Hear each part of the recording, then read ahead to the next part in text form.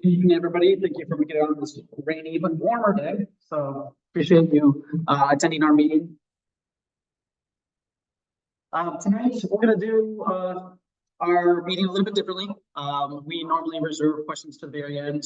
This entire meeting, we would like to give an opportunity for everybody to speak up and ask questions. So if you do have a question, please raise your hand. We'll take about 2 or 3 questions per topic throughout the night. And of course, we're going to have public comment as usual towards the end. So if you want to see Elise, if you mind raising your hand, she's in the back. You can fill out a public comment card and slip, and then she'll bring it up to us, and then we can have public comment for 20 minutes at the end of the meeting as we normally do. I'm going to go ahead and do roll call. So Sam Schoenberg, present. Jenny Schaefer, and I'm Julio Garcia, present. Today, we're going to spend a lot of time on the update section. So we have a lot of different topics that we're each going to speak up to. And then we're really excited because today we want to give you a summary of our ride-alongs. So last month, right? Last year even. Last month we each went on a ride-along for about a 5-hour stint with some of our officers here in the 19th district, which was really fascinating and interesting experience. So we each wanted to give our perspective on what we saw, any themes that we saw throughout the night, and just general takeaways. We're also going to give an update on the state of mental health crisis response in the city. We have a lot of great examples from around the country that we want to expose to and just inform folks that are available across the country. So, you know, potentially something that we might want to implement here in Chicago. And then, of course, we have public comment, as I mentioned. And then we have a couple of calls to action, and we might have a couple of awkward silences here while we wait for folks to look up QR codes or get to a certain website. So know that that's coming, but yes, to expect it, I guess. So on to the updates. We're going to start with incidents reports as we normally do. One of the things that we always present is the violence reduction dashboard. So remember that this is available online. It's a city government website, but it's easily found by Googling Chicago Violence Reduction Dashboard. And right now what you're seeing, because we're in the month of January, it's showing the comparison of dates, December 25th through January 21st. I pulled this yesterday, so it's always a 2-day lag. So that's why it's the 21st, not necessarily through yesterday, the 23rd. But one of the things that's pretty clear right now is that we have a lot of red on the right side, right? One of the things that really comes to the forefront is the robbery recommendations. We have had 31 this year through those dates, whereas last year we had 18. One of the things that I did speak to the commander about is that the robbery team is still active in finding moderate success. What that means is that they are able to recover property and cars that have been stolen. They've also been able to run fingerprints and encounter more suspects. And one of the things that he told me that I thought was really interesting is that the feds are actually getting involved in bringing charges against some of these folks. And if you are wondering what the difference between the feds getting involved versus the county, it's that the feds usually come with harsher penalties and more time usually. So that was one thing that was really interesting to me. And I wanted to just call it out to everybody here to so that you all know what I heard. One other thing that we wanted to start doing in these meetings, and we'd love some feedback, is presenting on the state's attorney's office report. So what you see here is actually the report for 2023 in terms of the number of incidents reported and the numbers of incidents with arrest, meaning 892 incidents involved at least arresting one person. Out of the 12,805 incidents total, which equates to 7% arrest rate. The number of arrested offenders, as you can see, is 988, meaning there might have been 892 incidents of arrest, but there were more than one person arrested in those cases, right? Then down below, I know it's a little small, so I'll kind of read it out just so everyone can be on the same page here, is the bottom is showing the top arrests. So the top arrest was theft. There was 4,300 plus incidents reported with nearly 200 arrests, which means an arrest rate of 5%. But below there, you see battery of 1,000 plus with 180 arrests, meaning a 17% arrest rate. So just a little bit more information. We want to relay this information to you because this is something that's available to us. Of course, as always, we will be posting these slides online so that you can take a deeper look on them once they're posted. But we want to just make the information that we have available available to you. So that's another thing that we're sharing this month and potentially moving forward depending on the feedback we get tonight over the next coming weeks. The other thing that I wanted to touch on is the State Attorney's Office report for the felony reviews and prosecutions. You'll see that there is 302 cases reviewed in 19th district specifically, compared to the more than 10,400 across the city. 259 of those were approved, meaning there is an 86% approval rate. I'm not going to pretend to be an expert in understanding exactly how this works, but what it does say is that the state's attorney's office is taking and approving a lot of felony charges and cases that are being presented to them. When it comes to that second orange box, you'll see a 77% right there for the 19th district. That means there's 307 cases in which people were prosecuted for crimes. In 235 of those, they were found to be guilty, meaning a 77% conviction rate. I know one of the things that has been top of mind for a lot of residents recently is with the uptick in crime, are people actually being held accountable for that crime? You can see below, similarly, a breakout of exactly which felonies and prosecutions were top in the district. And you can see retail theft, burglary, and unlawful use of weapons rounded up the top three in terms of the categories reviewed. However, when it came to prosecuting, unlawful use of weapons, burglary, and narcotics were the top in terms of the prosecution rate. You'll see for unlawful use of weapons, 94% of those cases resulted in a guilty conviction. 96% of burglary cases resulted in guilty convictions. So just a little bit more information from the state's attorney's office. We've always presented in terms of what crime has happened, but this is on the flip side when folks are actually apprehended, accused, and prosecuted. This is a little bit more information on our end. Like I mentioned, we wanted to take a different approach. Anybody have any questions on the information presented? Yes.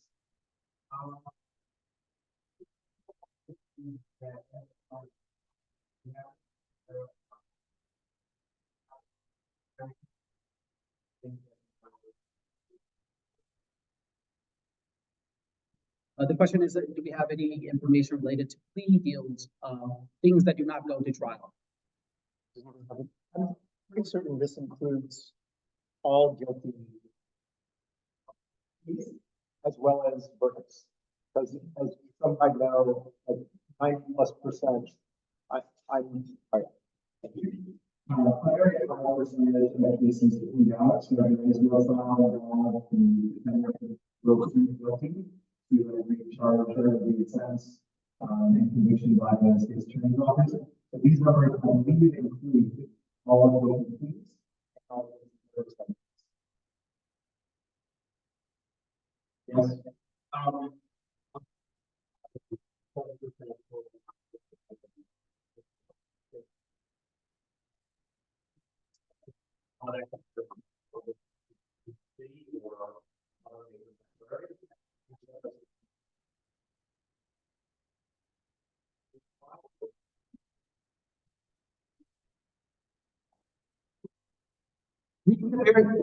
What we received is a report for the 19th district and the citywide. So what Sam is looking into right now is citywide.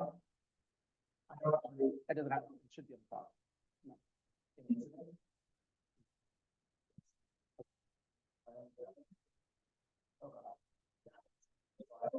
So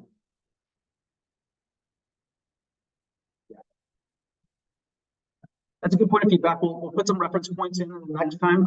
I just want to call out too, here at the very bottom, you can see that I provided a hyperlink to the full report. So you can go onto the website there as well and pull the information across other districts. I do remember, I think the numbers I'm thinking about is just this next line. You can see that the Chicago second line item, right? The 86% above the 84 and the 77 above the 64. That is a good comparison rate to see how we do at 19 compared citywide. However, I'm not sure how, if and how we'll get the other districts here, but we can look into that for sure.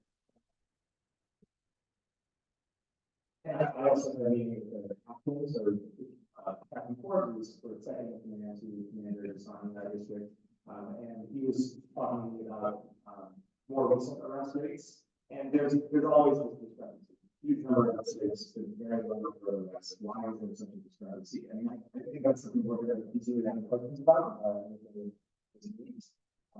think arrest rates are lots of instances. Some of the discrepancy, I think, comes from there will be an incident that takes place in the Elgin Police District, but an arrest will happen in another district, and so that arrest will be happening in that district and not ours. So that accounts for some of the discrepancy. How much I do not know, but these are the numbers that we received. The report that really put on the slides does come from the state's attorney's office, where arrest rates specifically, the numbers are pulled from CPD data from the city. Last question. Previous slide, I noticed that you have, slide before then. This one? Yes, I noticed the sexual assault victimization. And I was wondering if you have data for more years to determine whether or not it's a trend and if it's some kind of systematic process and what are the drivers behind it, or if this is just a random chance that this happened. Yeah, so the 57%, the question is if there's a trend with this increase in sexual assault victimizations for this current year. That is an increase of 4 incidents. You can go onto the violence reduction dashboard and look to see what's previous year. You have to year by year by year. So it's a little bit of an arduous process, but you can do that. I think it's a little too early and too granular of a look to see if it's a trend. But I would encourage you to go on the violence reduction dashboard and take a look at it. That is not something that has been brought up to us as a trend, but something to definitely monitor. How many years? How many years? I believe the last year available would be 2016. The portals all have a very interesting characteristic to them. I believe this one, the violence reduction dashboard, does span into the teens. I'm not sure exactly when. So we do have at least a 5-year lens because I've pulled 5-year numbers before. So I do know at least 5 years is available. All right, we're gonna go ahead and move on to the next section, which is a CPD workforce allocation study. Question. We make the count incidents, they're also counting on not all incidents necessarily need to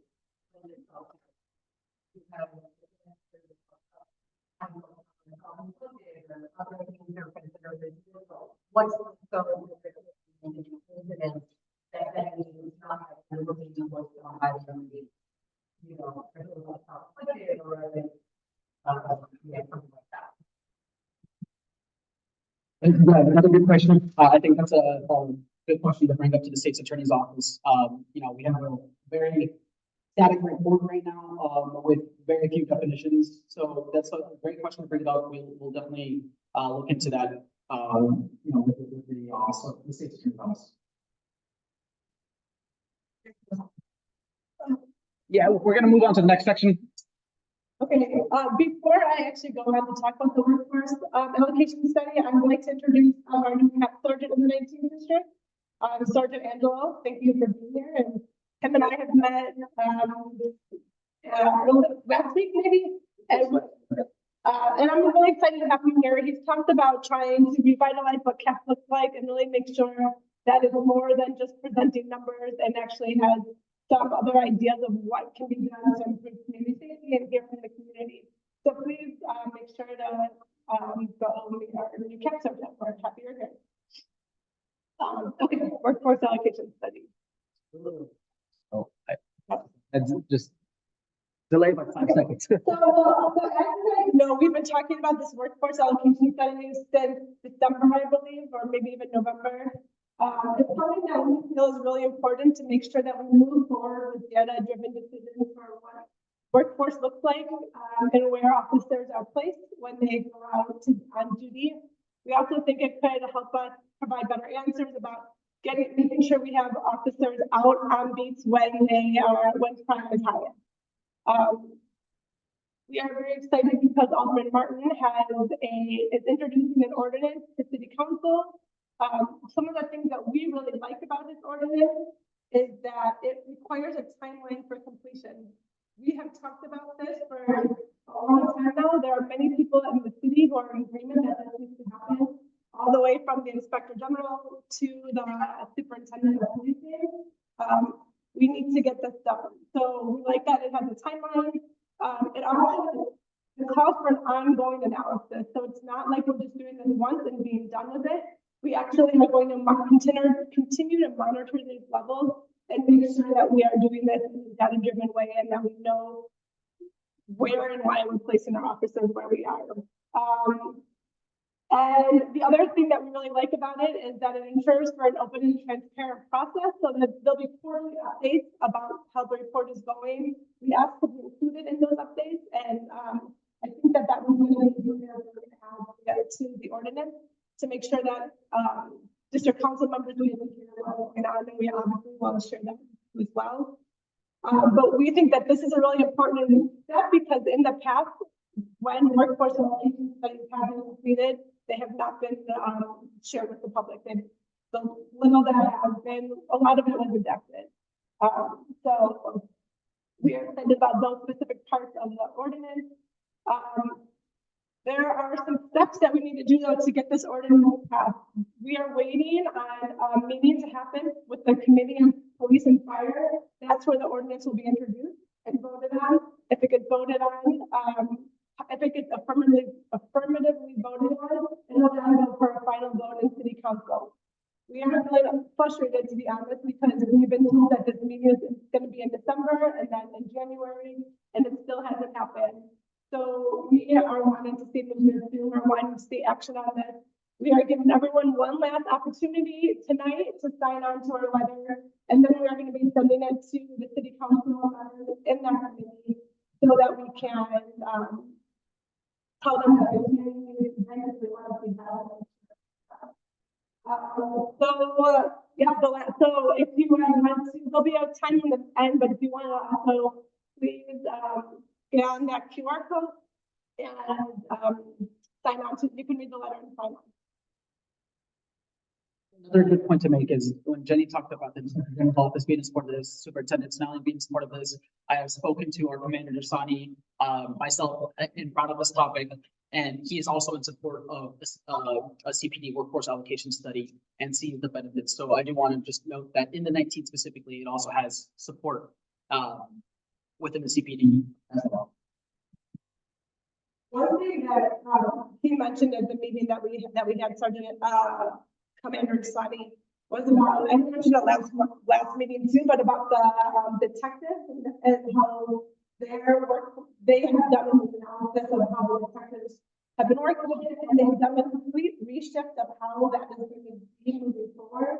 So now the detectives need to stay with their case for the entire case instead of passing. Currently, the way they do it is passing it off kind of willy-nilly, and this way it gives them real ownership. They're on duty for our own need, going out there, picking up cases, and then they have time in 5 weeks or 4 weeks to be working on those.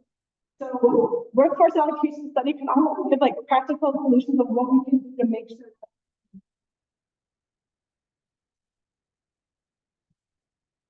Want to turn to a one question over here?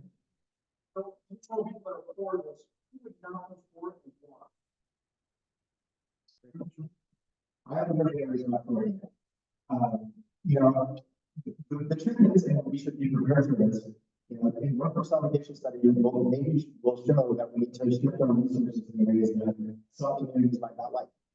So I can see that you know, leaders or government in areas in the city that are maybe relatively quiet, relatively safe, don't want to see their officers go elsewhere, and that can be where some of the opposition.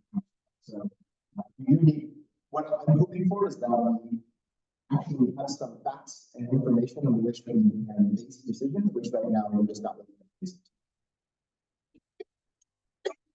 When the superintendent was Superintendent Brown, he was the one that had the first workforce allocation study done. And I think the results just did not look very good for the police department and did not look that good.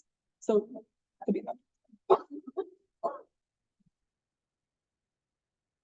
I'm now to topic, maybe you've heard from me before, but it's very very important knowledge story. So this is the nomination process for the Canadian Commission for Public Safety. And for those who don't know, or who have a reminder, the CTPSA is a 7-member body. They are right now, the 7 members are serving in interim capacity, so they were nominated by the appointed by the last mayor, and they exercise a wide range of authorities over the police department, ProHub's Office of Police Accountability, and the police board. They set police policy. Just the last year, they disabled the so-called gang initiatives that kept sort of ever-growing list of people that may be associated with gangs, but there were very few process protections that. They also prohibited officers from involvement in groups like the Proud Boys. They also most prominently led the nomination process for the now superintendent of the police department that was selling in historically transparent and community process. So they exercise a lot of powers. Their power was always designed to come from the people of Chicago to the district council. So right now, and for the last several months since we talked, I've been serving on a committee of my fellow district councilors, and another member of the committee that watches and and we are 2 of the 22 members of this citywide nominating committee that is working to nominate the next and permanent commission citywide. So the process begins, it began for another 2 weeks, in a very important time. So the applications for the next commission are open right now. By statute, they can only be open 30 days, so we can try to get the word out as much as possible. And the close noon on February 7th. The application is available at the next QR code. You can find information there, and we'll send more information out as well. Let me just, yeah. Who should apply? Who should apply? That's excellent. That's excellent. Here's a little bit of information that I'm feeling about how to myself. Anyone who cares about your city and also the police expertise will be doing this job. There are requirements, so you need to have for 5 of the 7 members. You need to have at least 5 years of experience in certain relevant fields that include law, civil rights, community organizing, mental health, social work, and others that are under the statute. There's more information about that earlier about those requirements. 2 of those voting machines must be youth members between the ages of 18 and 24. That's the framers of the statute wanted to make sure that you have a seat at this table, because you are often most impacted by the police, and where you get that. The 2 members must be youth. They don't have any other experience requirements that the other members have, because it's hard to amass that much experience when you're 18 to 24 years old. And in addition, 2 of the members need to be voters for at least 10 years, so a attorney should apply. Significant experience in prosecution, defense, as far as civil rights or civil liberties, and 1 person needs to have this kind of experience in a formal connection to a community-based organization. So there's lots of puzzle pieces we have to put together. In addition, 2 members need to be from the north side, 2 from the west side, 2 from the south side.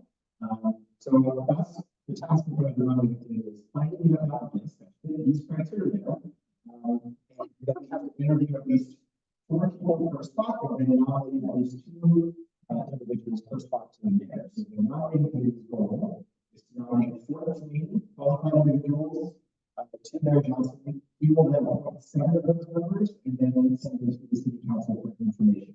If either the city council or the mayor rejected the nominees, it gets sent back to the nominating committee of the district council for those 100% of the districts.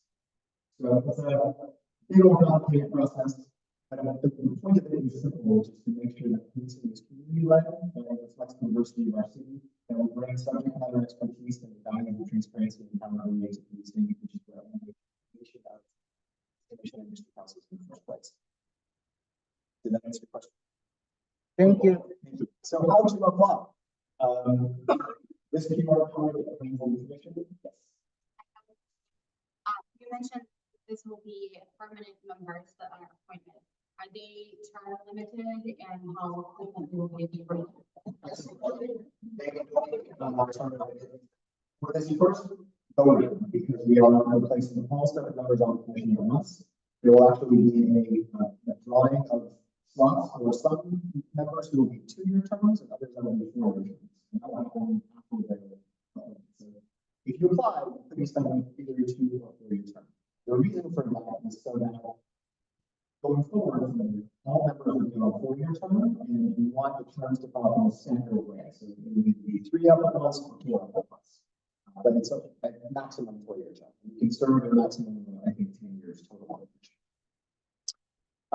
So to apply, this QR code, applications are due February 7th at 12 p.m. And I just gave the overview of the information.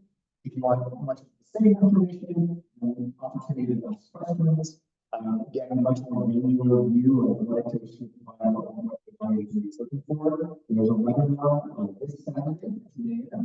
That's something to provide members of the nominating committee and how to work this information. And certainly, if you have people in your networks who you think would be good for this, please get the word out. This is an extraordinarily limited position for our city to already have a big impact on policing and public safety in Chicago, and we want to make sure this process is on everyone as long as possible.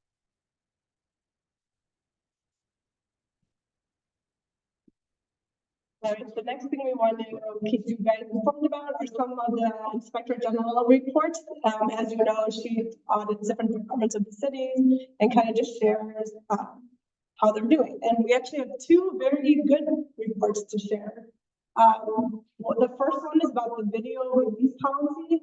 So this policy is that COPA must release videos, audio, and police documents for certain use of force incidents within 60 days.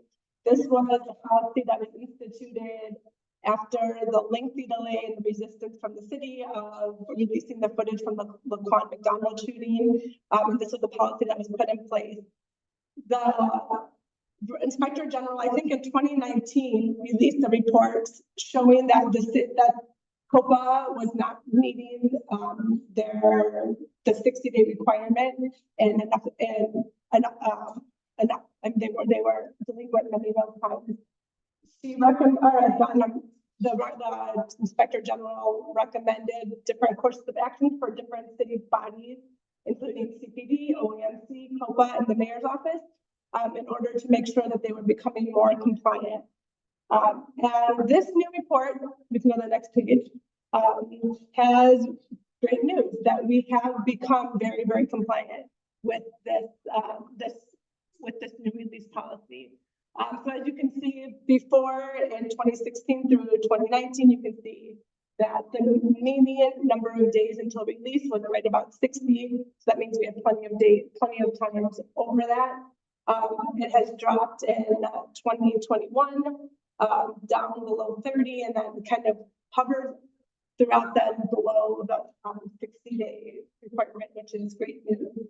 And then the chart below that just shows how many late COPA, how many times they were late releasing the video, and from 1999 until 2022, they had 0 0 times that they released the video late. And I believe in 2023, it was only once. So that they're making good news. And just another quote from Deborah Witzberg, our Inspector General, about the importance of this. The city's implementation of the VRP, which is the video release policy, was an important step in improving transparency around CPD's use of force. Robust, sustained compliance with this policy holds the promise of increased public confidence. And then she just goes on to urge, there's a couple other steps that the city, that some of these agencies had not met yet, that they had recommended in the past, and they should continue to push them to meet all of the requirements just so they can continue to sustain this type of progress. But we highlight just the part about the transparency and the accountability, because that's really what we're here to do too. We know that when the community does have trust in the police system works better for everyone. So we are excited about that progress. Another topic that we talk about often is homelessness in the city and how homelessness takes up a lot of time of public safety, and it's the impacts of homelessness. I know for me, having a home makes me feel safer and is a safety net for me. People who live in Chicago unhoused certainly have much more difficult safety outcomes. And making sure that people have housing that they need is an important part to keeping everybody in our community safe. So we are excited also about this other report about things called accelerating movement events. These are ways that the city, DFSS, the Department of Family Support Services, they hold these events where they put all the steps that a person who is experiencing homelessness needs in order to acquire housing. They have it all done in one day, so they are not having to go from building to building, from place to place in order to get their housing. And they have shown that this program is tremendously successful. They targeted, the Inspector General's report targeted how it was impacting folks in encampments, people who are living in homeless encampments, like the tents and things like that. They found that it secured stable housing for 224 encampment residents in the 2 years that it had been. And of those, 78% or 187 participants remained housed 2 years later. I actually just saw an article in Block Club Chicago about in Humboldt Park. They were just doing another one of these, and it had tremendous success. So much so that they actually were finding people were trying to get to Humboldt Park so they could be part of these AMEs. And so now their city is making an effort to move them around.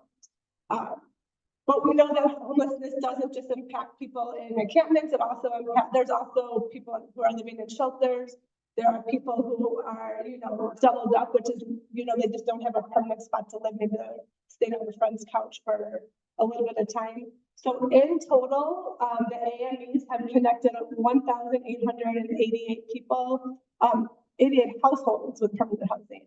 And that was with a budget of $35 million in 2022, and they had that same budget for 2023.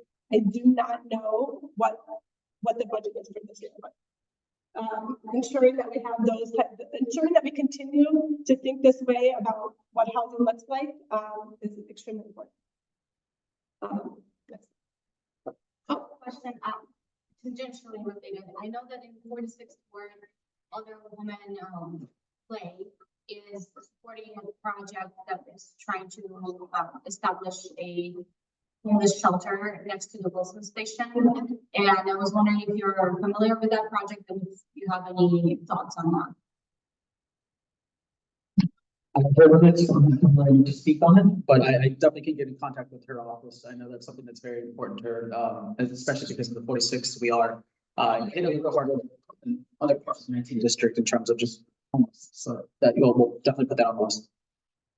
I think there's a couple questions. In the back here, you read the brown scarf? Okay. Was the video? There's an allegation of the police on with them.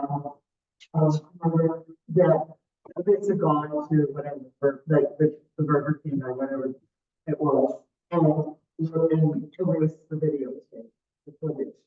So I don't know, would that kind of video only come under this jurisdiction of the video policy? It's really not police video. That was from a camera that was at a distance. I do not know the answer. I know that now they're like when we went on our ride along, one of the things that the officers make sure that they do every single time before they get out to any type of thing, and even I think there's like you have to do it. Is it 2 minutes before? The officer was saying that he turns on his camera a little bit before even he gets out. So there should be right now. I mean, it's mandated that there's video of any police interaction with any person. Just to clarify that, yeah, prior to you hitting the ground, and it's also stated And I think this policy speaks to just police capture video that's in front of their line, which goes by. That is.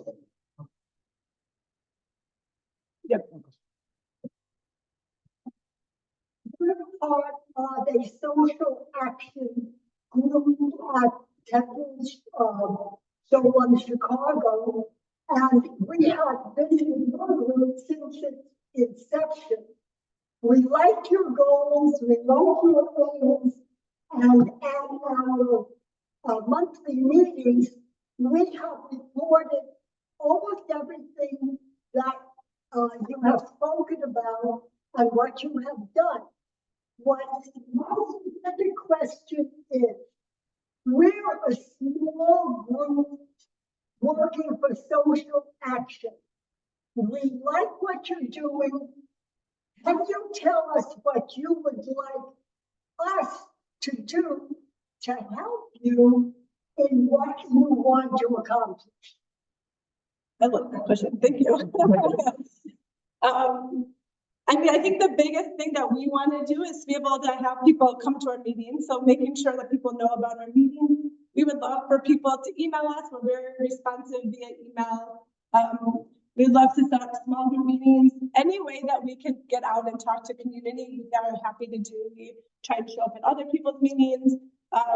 So the more that we can be out and talking to people and people knowing about what district council is great. I think the biggest piece, the biggest power that we have as a district council is a sort of soft power, but it's a really important power of building people power. Because we know that when people come together, we can do a lot of really incredible things. So just making sure that we can continue to build momentum about what we're looking for public safety and policing in the 19th district would be fantastic. Thank you. We also like to each of these presentations to include actions that people take. So one of those are the ones I have for some a couple of years. I think overall, and that's the way we can come to the meetings to learn about those. To sign up for our events. If you sign up here up front, you'll be happy. And we do not stand here, but it's 2-3 times a month. They can get a little more worried, that's my fault. But they can check explain why we're asking folks to take action. Then you can always reply to that email and communicate with us. And one more note, as you work through this program, we're going to transition to the topic. It's rare, too rare, that there are some working groups. So it's so many things are happening in this state. Thank you for that.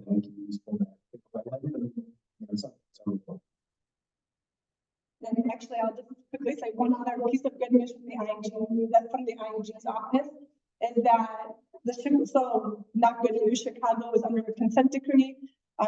Also kind of stemming from the shooting of Laquan McDonald, but the many different agencies have goals that they need to be working towards under that consent decree. The Inspector General's office is the first and only city office to have met completion of all of those goals. And I think been in compliance for 2 years in order to be dismissed from the consent decree mandate. So more good things. You have about 30 minutes before we do. Okay. Quickly about housing. We were speaking about housing, and I felt like I had to quickly throw in a plug for the amazing mutual aid group that is happening to support the migrants in the 19th district. I'm not going to spend too much time talking about it because we are running low on time. But we've kind of flipped the work from really direct support in the 19th police station since we have a couple of people every once in a while that end up there, but we are able to transfer them to a landing zone. But one of the things that we are really looking to do and get more involved in is making sure that people have permanent housing. We know that this is a long-term need. So if you are interested, I'm happy to talk to you more about that later. We have a couple of different areas that we're working on for permanent housing. You can either email that mutualaid19@gmail.com or come talk to me. And also just the next slide is just a quick overview of, as I was saying, we were really kind of focused on the 19th district police station now that people have found other places to be. We are kind of trying to, we've, had to really regroup what our services were gonna look like and rethink what we are doing. We've kind of done this whole following them on their journey. When they come to Chicago, they're immediately put to at the landing zone. So we have a team who's working at the landing zone to provide basic needs. Then they're moved to the shelter. We have a team working with the shelter and 19, the AIC, American Islamic College. Then we're working on stabilization, which is some of the housing pieces. And then also an always sustainable action. One more plug. We know that not workforce, work permits are incredibly important in order for people to get jobs and to prosper here in Chicago. So just keep urging your federal officials to make movement in these areas because we need them to work. They want to work. I've met many, many people who are migrants who are just looking for jobs. So please make that call. That will make a big difference for public safety. Okay, and just quickly, I wanted to update everybody on our mission, vision, and goals. If you've gone to our website, you've noticed that we have our vision and goals there, what we're working towards. And one of the things that we wanted to do is hone in and focus those goals. And we've had the privilege of working with Professor Sharon Fairley from the University of Chicago Law School. Her background is also, she went to Wharton School of Business and I think also attended Princeton. So that's to say that she knows her stuff. And we met with her for 2 hours nearly this past month.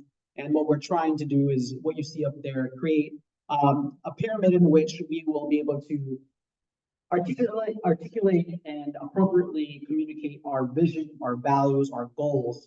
But I'm not just here to tout what we've done. I'm also here to ask you for your input, and we've done this last month. And what we want to do right now is ask you once again to provide us with your feedback, provide us with what's most important for you. What should we take into priority when we look at priorities for the upcoming year?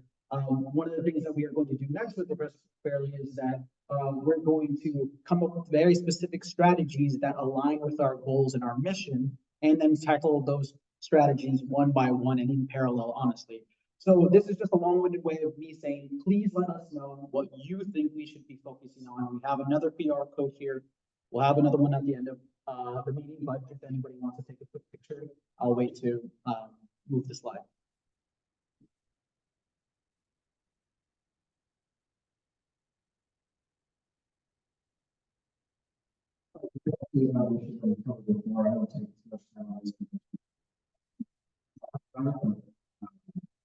There is a vote by the city council that might require that on most serious cases of police misconduct, which are like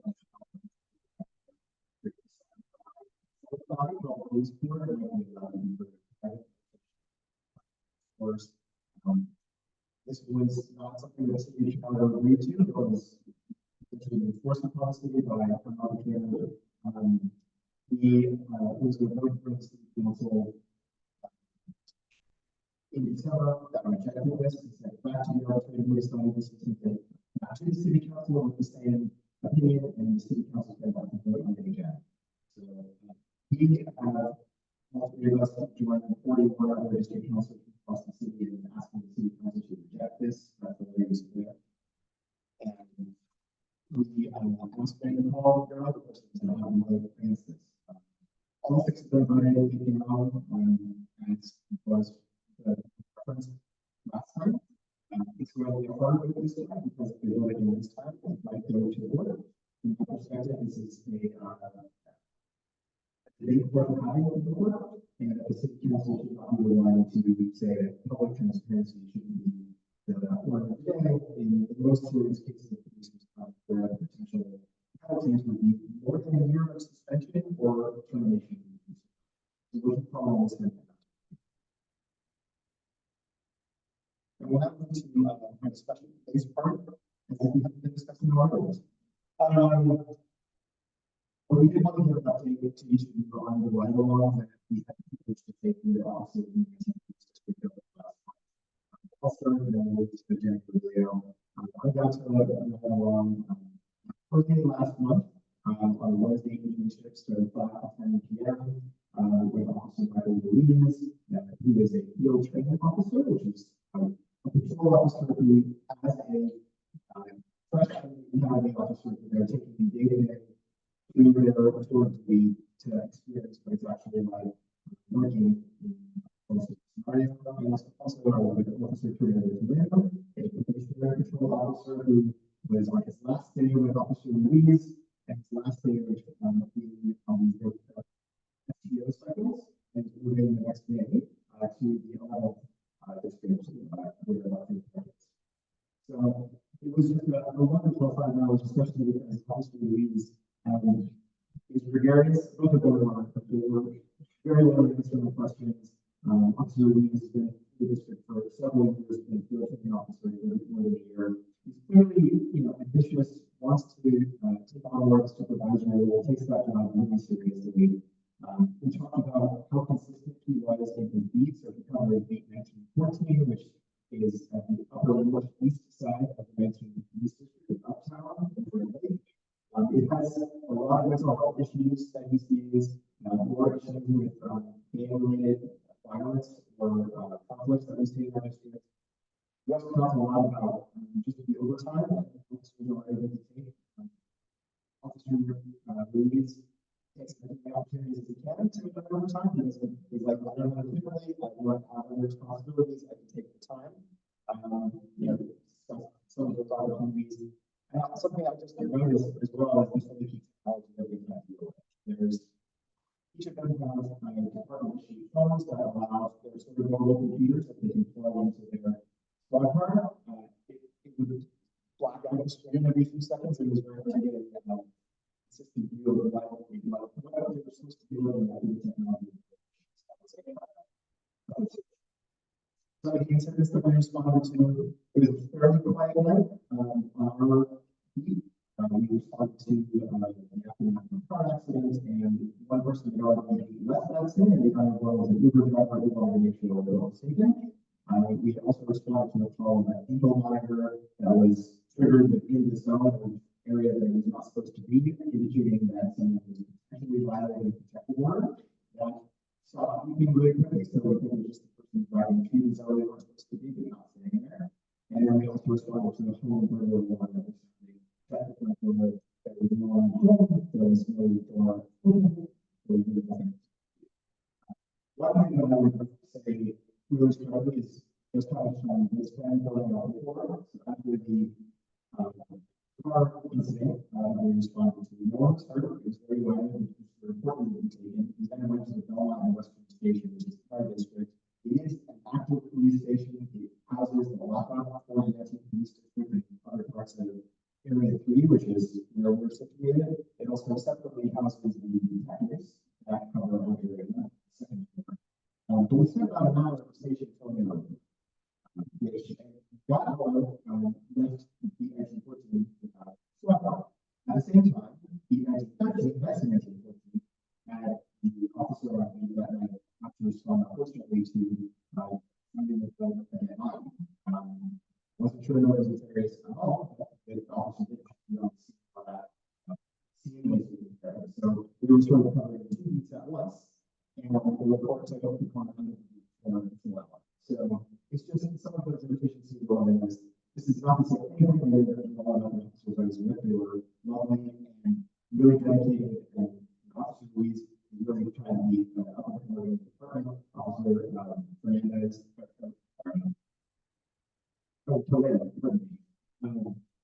was really excited to join the department. So he was very kind of us to spend time with me, but there was some very nice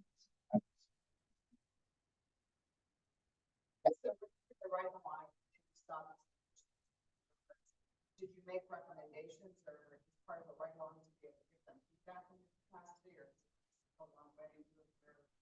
It is really a one way. It's designed to be a one way. I don't also want to take too many lessons just from the 1 5 hour and spend, this is a sample size of one. It's why I'm interested in things like the workforce allocation study that kind of holistic. I don't want to draw too many conclusions from my experience, but these are just the impressions that I've had. And the instructions from the were For good reason, but obviously, they're not there to observe, not there to get involved. So the answer is no. For now. I just have, I'm making random connections in my head. I've heard that now, in the healthcare settings, they're talking about using AI to document paperwork for healthcare visitors, right? For check-ins, checkups, whatnot, to eliminate that issue of paperwork and free up time for providers to spend time with clients, patients. So is there any conversation, are there any conversations that you heard about using AI technology, any conversations about potentially setting up framework to be able to enable this technology and kind of guardrails that it would require, anything like that? That would be something that we have to go in there. I think one thought that I have about that though is, again, if we think about how we can employ non-police, non-sworn officers into our department and get more civilians in our department doing those kinds of jobs, that would be a good way to not use technology, but to use people power again to get that job done. I know that Chicago has a very, very few, it's like 5% of our entire department is made up of civilians compared to other departments that have about like between 25 to 30% civilianization in their department. So that would be one way to address that. The commander. The commander is technology, just not specifically like natural language processing or AI just yet. I haven't talked to him about that specifically. It just, I know that he is in favor of implementing technology where it makes sense. And I think that could be in the future, something that we can employ. And I'm not saying like that's something that we have to do. I just kind of see this as an inevitability. So in my mind, I'm like, how do we prepare ourselves in structure in a way that mitigates it and yeah. And that's another thing that we're going to be really cognizant of, right? So we want to make sure the technology is serving everybody, that all residents, right? Because we've also known that different surveillance techniques are inequitable. And so anything that is going to be put forth as implemented into the Chicago Police Department, we would want to take a very detailed look at how it's going to be used and what the processes and guidelines would be around it all. So very much agree with that.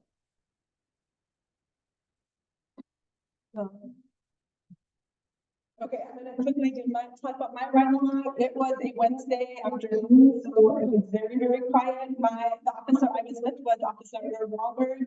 He was fantastic, very, very kind, very wanting to show me something. So any call in the whole entire beat, he's like, all right, we'll jump on that one too.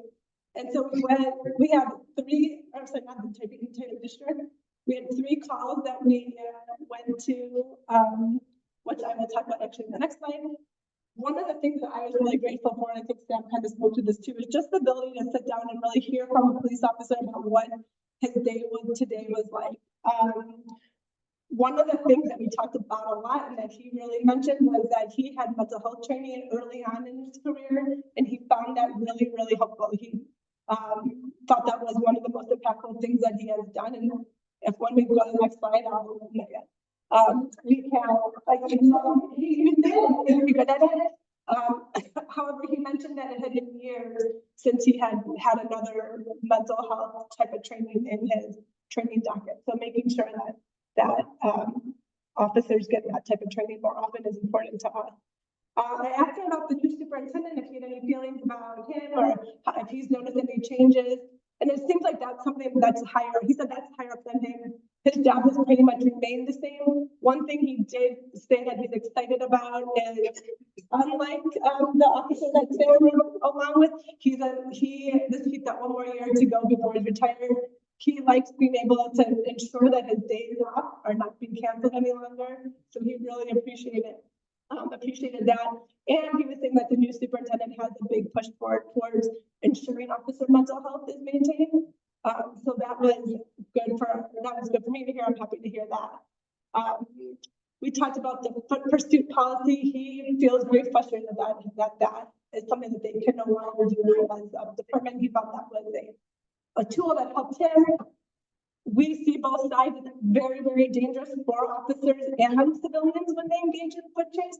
So trying to figure out how we can ensure that people are caught, if it's using technology, perhaps.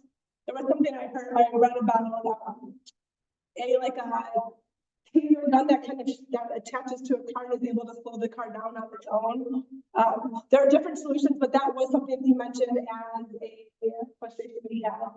And one other quick thing that was just kind of fun is he showed me where the police and other city vehicles go to fill their gas, which is the same that So, like I said, it was a pretty quiet. All three calls were nonviolent in nature. One was actually not even a call. Were talking about my interest and our district council's interest in mental health responses. So there's a man who is known in one of the parks. So we went to go check on him. He wasn't there, so uneventful. There was two other calls. One was a workplace concern over a coworker who was in an abusive relationship. There was really nothing that the officer could do. But what he did was he made the people who were there feel better and feel like they had a plan if something were to happen. So I was really impressed by his way to empathetically listen to what the coworkers were talking about and able to give them suggestions and tips of how to de-escalate or how to mitigate situations or what to do if it does escalate in the workplace. And then the same thing, the other one was a civil dispute between two business owners. They were co-owners and they were kind of arguing over things that were in property in the building that they both owned together. It was a civil matter. They both understood also that there was nothing the police officer could really do. I think one of them wanted the police officer to get a little bit more involved, but again, he just really did a great job of listening to both sides and hearing them and trying to help them come to a peaceful resolution, which they did, and then they were able to figure out a solution and wait until they see a lawyer for to figure out the real problem. But yeah, it was, to me, what was really emphasized was all these soft skills, all these important things about being empathetic, being able to mediate situations, strong knowledge of the law, he was a good listener and problem solver. It's my turn. I was a Monday evening shift, similar to Sam, it was 5 to 10 p.m. Here in the 19th district, I was with Officer Diaz and Officer Garcia, no relation to me. But both were amazing. Both were very kind and answered all of my questions. I think I asked every single question short of, can we turn on the radio, right? So it was another experience in which we were able to be inquisitive selves that we are. I was really appreciative of how just willing to answer. And it felt like it was fun. For lack of a better word, we nerded out on, their nights and what they do. Between the two of them, only one had ever done a ride-along before. So it was one of their first time, and it was overall a very pleasant experience. I do want to note that Officer Diaz is CIT trained, and CIT means Crisis Intervention Team. So these are officers that go through more training, are especially trained to de-escalate situations that may be dealing with a behavioral mental illness situation. And she actually told me that she used to be a social service worker, but she said that she just didn't feel like she was being able to help people enough. So she thought that working through this police department would actually give her more of an ability to help people. Some of the themes that I observed is that officers have to be in constant communication, not only with themselves when they're partnered, but across different units. Our unit specifically, because I was on a ride along, we were more like a free roaming squad car. There was another car at every single beat, but as soon as one car left their beat for a call, it kind of was like a shifting of resources to where and the next person or next team would fill in. And you were one of those teams that could either attend to one of those calls that were being dispatched, or we could fill in for empty. And one of the biggest things I really wanted to touch on was traffic stops and traffic violations and how they approach it. And what the answer I got from Officer Diaz and Officer Garcia is that they take a very just reasonable approach. If it's something egregious, like running a red light, they're going to stop someone. It's going to be putting somebody in danger. They will intervene. However, they say sometimes, when they're scanning city stickers, they will pull a person over and just let them know that it's time to update their sticker, but maybe not issue a citation. But that's not necessarily top of their list, right? So the types of incidents that we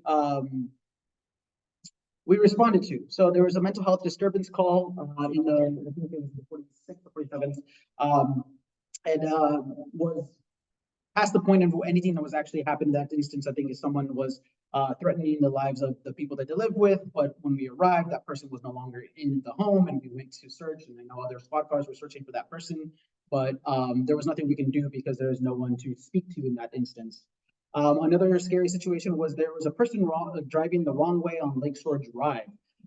Initial calls were saying that there might be a DUI, it might be a stolen vehicle. While it still wasn't a great case, it was probably one of the best case scenarios. It was an elderly man that had gotten very confused and was just very disoriented when the police were able to successfully stop his car and no one was hurt.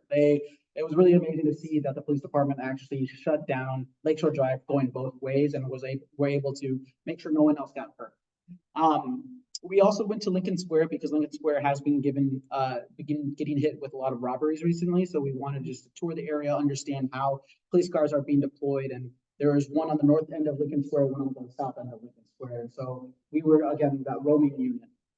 There's also a mental health check for a young woman that was having a panic attack. She had changed medications and unfortunately was having a bad bout with a new medication. And so that was an instance in which the CIT officer was called upon, but the paramedics actually arrived on scene before any police officers, and they were handling the situation themselves. And then one thing that I did witness is, I mentioned traffic stops and traffic violations. Right in front of us, someone ran a red light. We were trying to take a right turn when we had a green light, and someone coming the east-west direction ran a red light, and Officer Garcia turned to me and said, "Well, this is what I'm talking about. You have to stop this situation because it was putting somebody in danger." It was just a person that was working late, was trying to end their shift, kind of just blinked and ran a red light because he was very eager to get home. And so they let him off with a warning, but obviously stopped and made sure that everything was okay. But those are some of the incidents that we responded to. Again, they were extremely nice in terms of answering all my questions. And some of the key frustrations that I observed and I asked about, and this is to the question earlier about inefficiencies, you've heard Sam, Jenny, and I all talk about these instances in which maybe when police were called upon, but not necessarily the right people to call. One of the things that Officer Diaz and Garcia talked to me about was so much of their time is spent addressing parking permit violations. Meaning people say, there's a car on my street, doesn't have a permit, they shouldn't be parked here. They're taking up spots that I should be able to take. In their minds, again, data point of one, it should be the Department of Revenue, which already takes care of situations with parking. So they were frustrated by this. They did mention that mental health and homeless incidents do take up a lot of their time. Obviously, Officer Diaz had become a police officer to get more involved in social service work. So this was something that she appreciated and wanted, but does recognize that mental health and homelessness calls take up a lot of their time. They're saying between those two things, permit parking violations and mental health / homelessness, that's a majority of their calls. And then another thing that they both noted actually were death reports. So if someone were to die in the hospital, they actually have to go to the hospital and issue a death report. And that's something they said, they really need a sworn officer, someone on beat to go and respond to. Can we have somebody else do it? So to Jenny's point about civilian positions, maybe that's another area in which we can highlight. And that's why we're so excited about the CPD workforce allocation study, because that's another thing that's going to do. It's going to highlight these specific instances, which take up a lot of our officers' time, but may not require them specifically to address them. And I know Sam, Jenny, and I have all talked about this. We really believe that police officers should only be asked to focus on serious and violent crime. Everything else, we need to understand if there's another first responder model that can be employed versus just police officers. Which is a perfect segue to the state of mental health crisis response right now. I'm going to try and go through this very, very quick and probably skip a couple of slides because we are running short on time. But I do want to hit on this because we've been working hard at it. We've been talking about since the very first meeting about what a more expansive public safety system looks like. one of those things we believe very strongly, and almost everyone we've talked to would agree with that making sure we have mental health workers respond to mental health calls is a very important part of that response system. Next slide. There is this legislation in Illinois called SESA, Community Emergency Services and Support Act. What it does is it legislates that 911 operators must send mental health and behavioral health support instead of police in low incidence mental health crises. So this is an exciting piece of legislation that our state has. And I've been trying to understand more where we are in this process. It is very, very, very slow rolling up. And so we'll talk about that in a minute. But that's one of the things that we feel like as a district council, we can really try and put some power behind, some community voice behind, and make sure that this is something that rolls out in a timely way. We do have a couple different agencies that can respond right now, like thresholds, but I'm not going to spend too much time talking about that because we don't have much time. When they talk about mental health crisis response, they talk about this crisis continuum. That means someone to call, someone to respond, and then somewhere for them to go or a place for them to heal. We have this 988 number or threshold, which is an alternative response to police. It does send a mental health care worker alongside a person with lived experience with mental health crises. I have heard that sending that second person, that person who's that lived experience, is kind of a game changer for so many people. It relaxes them, it makes them feel comfortable, and makes them feel heard and seen, and like somebody understands their experience. So making sure that we build that up and have that place to call. Ideally, in the future, SESA wants to integrate this 988 with 911. Already, our 911 call center is connected to 988 and is able to send those providers out in the right instances. But we need to continue to work to expand that. And then just one last thing on the somewhere place to go. That also exists kind of on this continuum depending on what support the person needs. It either goes from peer support. We have something called the living room, which is at Threshold in the 19th district, which is also just a peer supported place for people to go to de-escalate situations, to kind of get themselves back ready to be out in the world again. To outpatient care all the way to hospitalization. So making sure that we have a robust solution. And we know that jails and emergency rooms and streets are not the answer for people who are having mental health crises. These next couple of slides, I know Newport Games just implemented a similar responder program with really exciting results. I'm going to just skip through them because we don't have a lot of time. But I will say one of the things that when we were knocking on doors and whenever we're talking to people, we hear people say, aren't these responders unsafe? Isn't this not, is this unsafe for these people to go out to these calls? That was something that the report asked each of the mental health care teams. 99% said yes, they did feel safe. And when they don't feel safe, they're able to have an access to 911, to the police to come out and to respond to those calls. So they said 100% said yes, and they had enough support on the call. And just real quick about the steps that we're taking. One of the things that I've been working hard at is creating a palm card. I also talked to Sergeant Angela about this, that the officers can have with the numbers. Right now, 988 for a lot of reasons is not the most efficient number to be calling, and Thresholds or Trilogy or the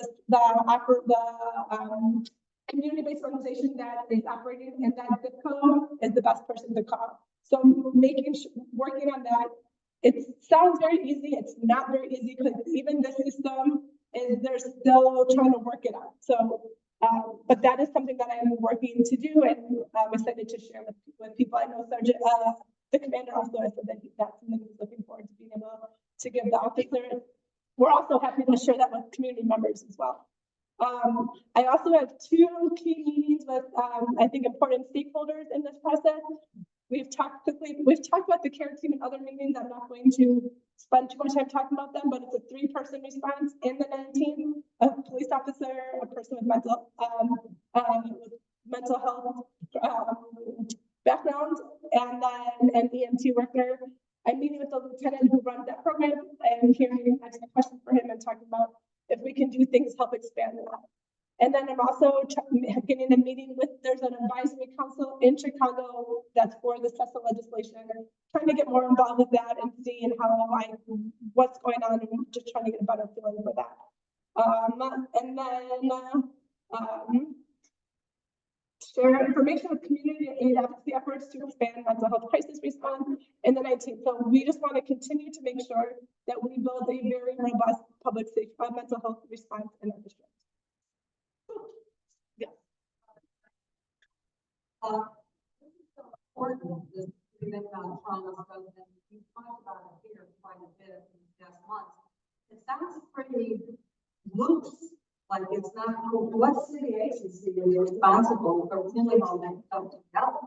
I mean, because it sounds like it's this mental health provider here, threshold, Realogy over here. I mean, who's collecting the data, who's coordinating it? And then the city has their own little program that I think is still in the pilot phase. So, really important. Yeah, so the federal legislation happens at the statewide level. I was thinking about something I wanted to say when we were talking. Oh, I know. It is very loose and it is very, this is very, very new. And when I was talking to an advocate from NAMI, Illinois, we were talking about this and, you know, everyone I think is feeling this frustration that it's not moving fast enough and that's not. But he also said, someone reminded him that when 911 started, it didn't roll out perfectly, right? This is a brand new thing that our state is trying to do. It's going to take time. It's going to have growing pains. It's going to be a little bit messy. So we are definitely in that messy phase right now. But good question. And I would still like to see the city agency. Yeah, you're totally right. It's a total question. Looking at the formal part, we need to put together for officers, for the organization that are already doing this. Some respond, people respond with certain zip code, with person zip code. So we're trying to put, Jenny's trying to put together a map of the 19th police district, color coded by zip code, and which organization all based on where you are in the district. It's a mess. And the care program, which has been shown successful already, as you mentioned, it is still about programming and nursing home resources. They still want to use calls between every day and looking at the weekends. And even that program is a partnership between police, fire, and the fire department. So there's a lot of coordinating that needs to happen. We want to see that come together, and in the meantime, get access to the resources that exist. More question? Yeah, this just really resonated because not being able to figure out who to contact when it's not an emergency. For instance, one time I was driving in Western and I saw a child selling water, and clearly there were parents right next door, like sitting there on a curb. So it's not like a police needs to get here ASAP, but like it's kind of like there's a situation happening. How do we address it? Who do I call? And I called 311, and I learned that it's not working because it's a Saturday, right? So those kind of surprises as a new community member kind of put me in a confused state, and I'm sure I'm not the only one. So thank you for doing this work. Also, the more information we can have about how these things operate, where to find information. That's a great comment, and we appreciate it. And as I mentioned, we're working to create our vision and our goals. And one of the things that we want to do is empower our residents so that they feel confident when they see a situation, that they know who to call. And if they call someone, they know it's going to be taken care of in the right way. So that's why we talk about the police focusing only on serious and violent crime and then having first responders for everything else, right? Because that's a situation where you hesitated, I would hesitate, and we wouldn't know who the right person would be to call. So this is one of the things that's extremely top of mind for us. And that's why that fourth column that Jenny showed, where that other response leg to our safety system is really resonating with us. So we appreciate, you putting that forth and us, and we'll take it for our vision.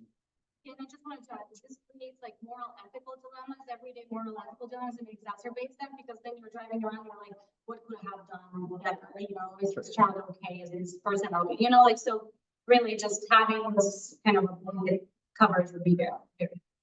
Yeah, noted. Mhm. Okay, so we are running a little bit over time, and we want to be kind to our hosts and be invited back, hopefully. So, you know, we have had this question and answer format. Just a show of hands, who has enjoyed the question and answer format tonight? Perfect. Oh, great. Great. We've realized, and one of the things for 2024 is we wanted to make this more interactive. We don't want to sit up here and talk at people. We do still have public comment. So has anybody made a public comment request? Would anybody like to make a public? Okay. Sure. Yeah. Yep. Can I correct that as big term provides the district? I mean, I know that information is public, but that's provided to the district monthly. Yes. It is, yeah.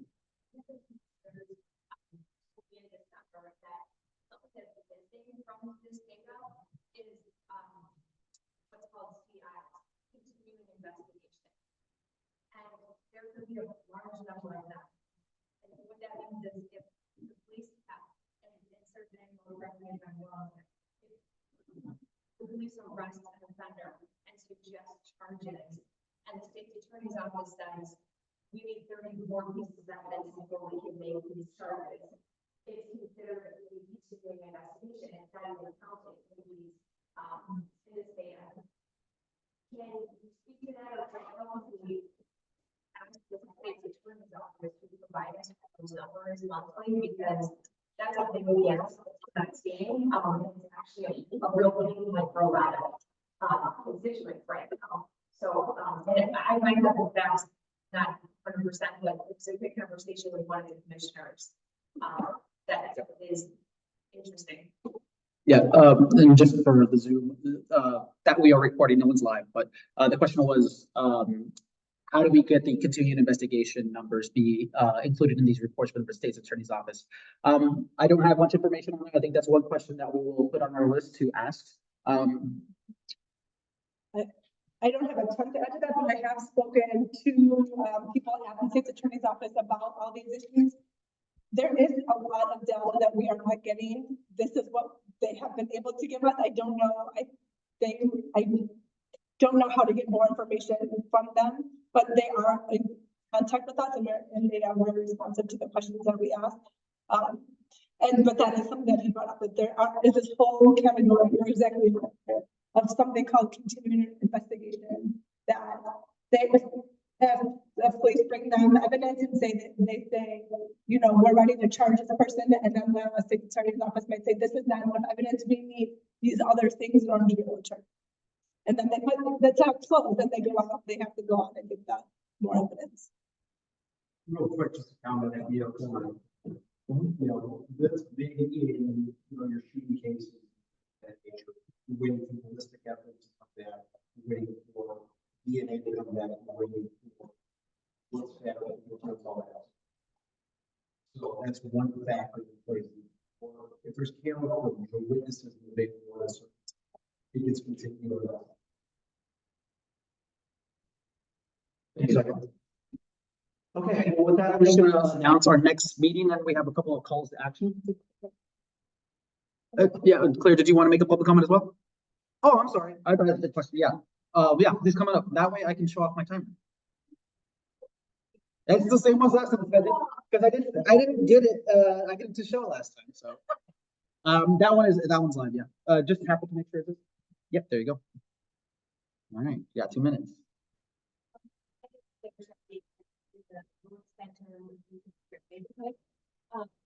My comment and question about communication. So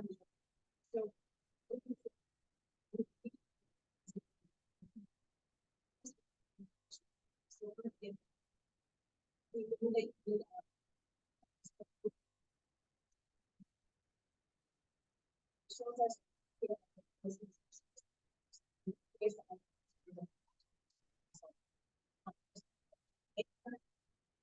Well,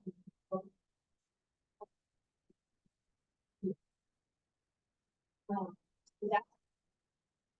Would you think this year to be?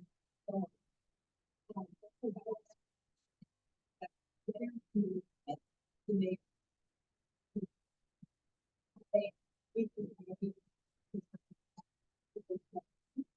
And after we leave,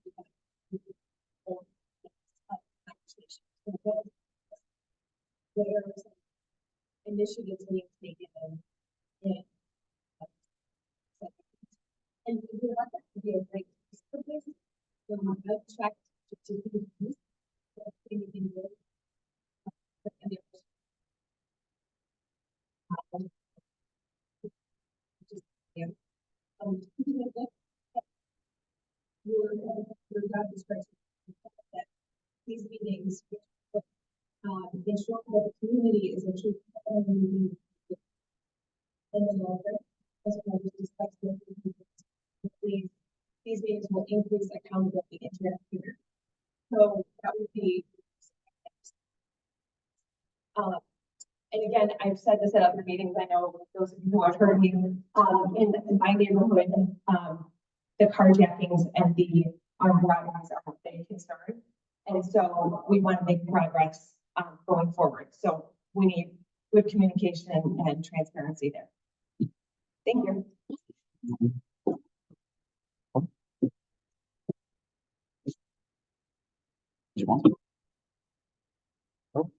Yeah, just a quick response. The monthly meetings are one of our avenues in which we do a lot of these things. And I think we've shown time after time that we report back on the meetings that we're having and are specific about who we meet with on a monthly basis.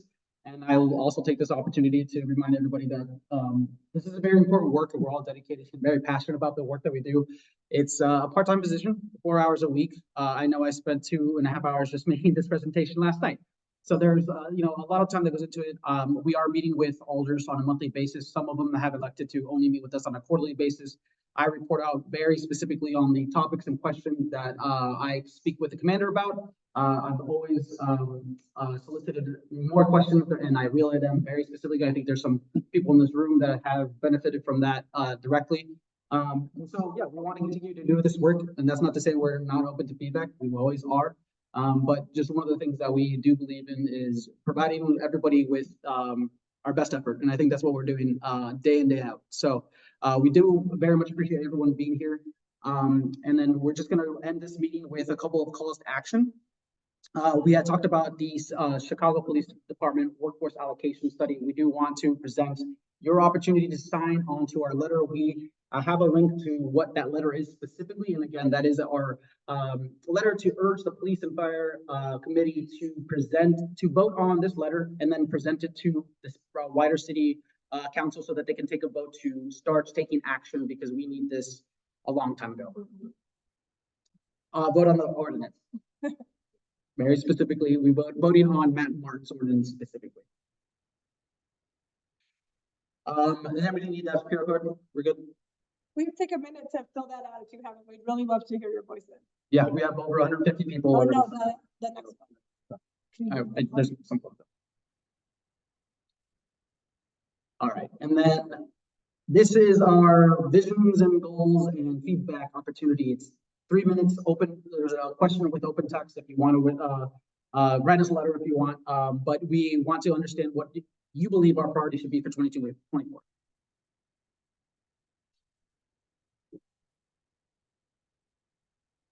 I see that. One more phone open.